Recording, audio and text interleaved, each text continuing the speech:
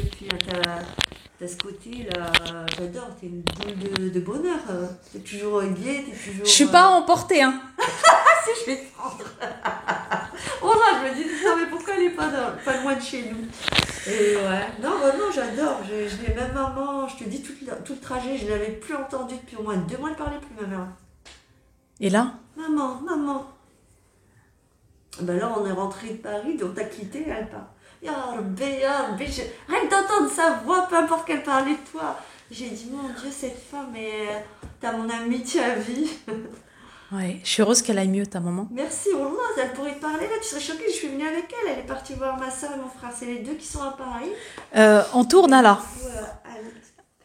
Hein? Qu'est-ce qu'il faut faire? Oui, je suis gênée. Non, mais non, non, parce que t'étais spontanée. Ah, d'accord. Et c'était bien, t'étais spontanée. Je peux encore. Ah, la gourmande. Ah, elle se réveille, hein. Mesdames et messieurs, je reçois une dame qui vient de loin, loin, du nord de la France. Alors, j'ai eu Orléans hier et j'ai eu Nancy et Dunkerque. Par contre, je t'ai dit que t'avais un accent. J'ai un accent. J'aime bien. Désolée. Non, moi, j'aime tous les accents. Ah bah c'est gentil. C'est mes sœurs ou celle qui est dans le sud qui me dit, oh là là, Zara, on l'entend bien ton accent de schnorr. De Schnorr. Voilà. Pourquoi t'es venue me voir? Eh bien écoute Dalila, je suis venue te voir parce que j'ai eu l'occasion de te rencontrer sur internet il y a à peu près 5-6 ans. Je commençais à me dire bon sang, j'arrive plus à gérer, j'ai besoin de parler, il faut que je voie un spécialiste. On m'a d'ailleurs dit autour de moi, il faut que tu évacues, il faut... Et toi, je t'ai découverte et j'ai halluciné de ton côté pédagogique. Tu as expliqué ton métier, et tu l'as étoffé avec des expériences, du vécu dans ton bureau en recevant des patients. Et je me suis dit, bah pourquoi pas, puisqu'à l'époque, c'était même pas pour moi, c'était ma maman qui commençait à pas aller bien du tout. Et ça va se confirmer. J'ai repensé à toi, j'ai pris rendez-vous. Maman, elle a arrêté de parler du jour au lendemain. Elle a arrêté de s'alimenter et de parler. Ça a choqué, traumatisé tout le monde. On était impuissants, on n'avait jamais vu ça. Pour nous, c'était un pilier, un roc. Donc ça nous a vraiment choqués. J'ai repensé à toi, j'ai dit je vais tenter, puisque tu as parlé de l'EMDR, des blocages dans le cerveau. Notre cerveau, c'est un petit peu un traître, entre guillemets, si on sait pas trop bien enfin, non, moi je pense comme ça. Mon cerveau, enfin pour moi, le cerveau, il est traître. Il peut te faire peur alors qu'il n'y a pas de raison quand il nous échappe. Il cherche à te protéger. Voilà, c'est ça. Et je me suis dit, maman, elle doit être là-dedans. Elle s'est protégée par le silence, j'en sais rien. Et franchement, quand on est arrivé... t'as bien pu le rencontrer par toi-même, te rendre compte. J'étais là, tu m'as permis d'assister à la consultation et j'ai été choquée. J'ai vu maman avoir pendant la consultation, tu posais des questions. J'ai vu maman avoir des réactions et après petit à petit, sans forcément parler. Crois-moi, quand on est sorti, elle a parlé, elle a commencé à parler, elle a pleuré. Ça a commencé par des pleurs pendant une petite heure pendant le voyage. Je me suis dit, c'est peut-être un trop-plein, je sais pas, elle a évacué.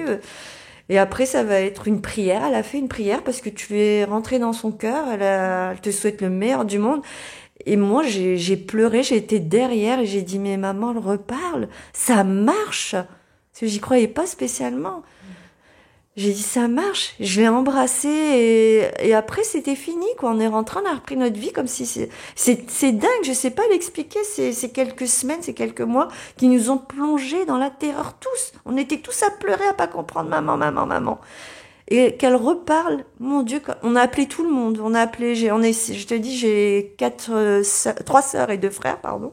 On est 6 et personne n'arrive à y croire jusqu'à ce qu'ils l'entendent. Oui, ça va mes chéris, ça va mes enfants. Alhamdoulilah, ça va bien. Dalila, moi tu nous as marqués. Et puis depuis, je te dis tout va bien. Et aujourd'hui, moi-même, je rencontre un petit peu de difficulté puisque j'ai 3 enfants et je me suis dit allez.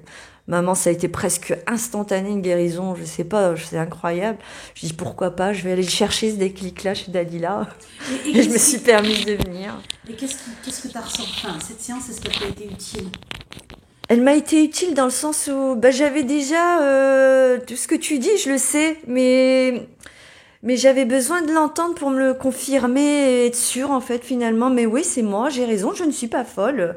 Parce qu'à un moment donné, je me suis dit que ça venait de moi, mais en fait, tu m'as fait comprendre. T'as réalisé plutôt. Voilà, j'ai réalisé que j'étais trop dans l'empathie, trop dans.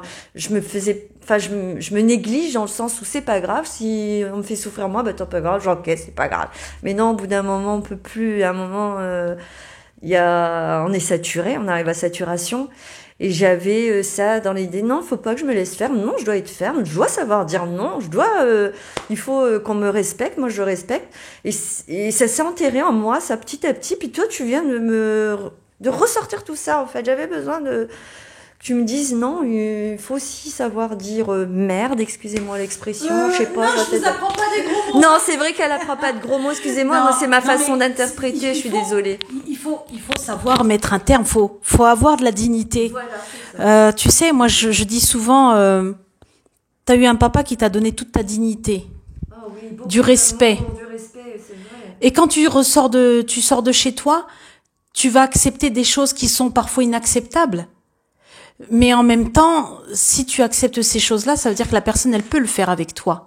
C'est qu'il y a des failles chez toi. Et en fait, quelque part, la personne, si elle s'est permise de faire certaines choses, tu lui as autorisé, tu lui as donné la permission. Et c'est ça qu'il faut aller regarder. Moi, je suis pas du tout pour les séparations, je suis pas pour couper les liens, les choses comme ça. Mais il faut aller rééquilibrer. T'as dans ta posture mis en place un espèce de système pour maintenir tout le système alentour. Absolument. Pour pas détruire ton monde. Exactement, gérer ton monde qui s'écroule pas. Sauf qu'à un moment donné, tu crées encore plus de failles dans tout le système. Tu le fragilises. C'est ça. Et là, tout ce que tu peux donner comme conseil ou tout ce que tu peux demander n'a aucun sens pour ton environnement parce qu'il n'est pas cohérent avec ce que tu dis, ce que tu vis. Absolument. Donc forcément, tu es en train de faire plus de dégâts qu'autre chose. Le chaos est bon. Le chaos est positif dans le système parce qu'il va permettre justement de rééquilibrer, d'apporter un rééquilibrage, on va dire, dans ce qui se vit. Mais quand on arrondit les angles, on fait toujours gentil, on se ment, on se raconte des histoires parce qu'on a très peur, attention, c'est qu'il y a beaucoup de peur. C'est qu'à un moment donné, il faut aller regarder ça. Qu'est-ce que j'essaie de sauver? Est-ce que je peux sauver? Comment je peux le sauver? Pour moi déjà. Et tu verras que là, c'est plus sain. Là, le système, il va retrouver plus de cohérence. Mais là, il faut que les informations changent. Mais tu as dû comprendre plein de choses aujourd'hui. Oh oui. Je suis toujours mise en retrait finalement, c'est ce qu'on va faire en fait. Après, ça dépend encore une fois des personnes qui sont en face de toi. Hein. Après, c'est toujours les mêmes. C'est les mêmes. Les enfants. Oui, c'est toujours les mêmes. Et puis, c'est bien que tu sois venu parce que c'est toi qui vas être le détonateur dans l'histoire, personne d'autre.